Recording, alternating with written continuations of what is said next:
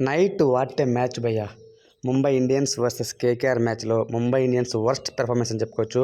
వరుసగా 4వ ఓటమైతే మూటగట్టుకుంది. హార్దిక్ పాండ్యా కొంతవరకు బౌలింగ్ బాగా చేశాడు. అట్ ది సేమ్ టైం నిన్నటి వరకు కెప్టెన్సీ కూడా చాలా బాగా చేశాడు అనిపించింది. ఫస్ట్లో నువన్ తుషారా చాలా బాగా బ్రహ్మాండంగా బౌలింగ్ వేశాడు. పవర్ ప్లేలో 3 వికెట్స్ మెయిన్ వికెట్స్ పడగొట్టాడు. ముంబై ఇండియన్స్ ఖచ్చితంగా 120, 130గా కరెక్ట్ చేస్తుంది అనుకున్న సమయంలో అలా జరగలేదన్నమాట. మిడిల్ ఆర్డర్లో వచ్చేటువంటి వెంకటేష్ అయ్యర్ దుమ్ము దులిపాడు. ఇంపాక్ట్ ప్లేయర్గా కొన్ని 2-3 ఇయర్స్ తర్వాత ఆడుతున్నాడు. మనీష్ పాండే అతను అద్భుతంగా పెర్ఫార్మెన్స్ ఇచ్చాడనమాట. సో ఓకే, పర్ఫెక్ట్గానే ఆడుతున్నారు. స్కోర్ కూడా పెద్దగా ఏం కొట్టలేదన్నమాట వాళ్ళు. సో తప్పకుండా ముంబై ఇండియన్స్ గెలుస్తుంది అందరూ భావించారు. హోమ్ గ్రౌండ్ ముంబై ఇండియన్స్కి అందులోను. కానీ అలా జరగలేదు. ఓపెనర్స్ ఇద్దరు కూడా కేవలమైన పెర్ఫార్మెన్స్తో కొనసాగుతున్నారు. రోహిత్ శర్మ ఒకసారి సెంచరీ, ఒకసారి హాఫ్ సెంచరీతో కొంతవరకు ఆకట్టుకున్నా సరే రిమైనింగ్ మ్యాచ్లు విఫలమవుతున్నాడు అనమాట.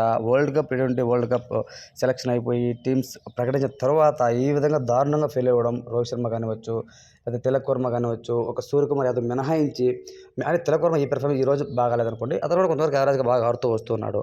ఒక బూమ్రా మినహాయించి ఎవరు కూడా పెద్దగా ఆడలేదు ముంబై ఇండియన్స్ తరపున. సో నాకైతే చాలా బాధగా ఉంది ఫ్రెండ్స్. రేపు T20 వరల్డ్ కప్లో ఏ విధంగా ఆడుతుందో అయితే నాకైతే చాలా టెన్షన్గా ఉంది. ఈ టీం కొంచెం అగ్రెసివ్గా ఆడాలి రోహిత్ శర్మ ఓపెనర్లో. సో తను ఏంటంటే మంచి బాల్స్ ఆపుకుంటూ డిఫెండ్ ఆడుతూ, చెత్త బాల్ షాట్లు ఆడుతూ అనవసరంగా క్యాచెస్ ఇస్తున్నాడు అనమాట. అన్వాంటెడ్ షాట్స్ ఆడుతున్నాడు. అంత సీనియర్గా తను ఇన్ని సంవత్సరాలు కెప్టెన్సీగా చేసి ఎంతో మంచి మంచి రికార్డు ఉంది. అతని గురించి మాట్లాడంత స్థాయి అది కాకపోవచ్చు, కానీ తను కొన్ని మంచి క్వాలిటీ షాట్స్ ఆడితే నిజంగా చాలా బాగుంటుంది. అనవసరంగా షఫల్ అవుతున్నాడు, అనవసరంగా హిట్టింగ్ చేస్తున్నాడు, అన్వాంటెడ్ బాల్స్ని ఆడుతున్నాడు.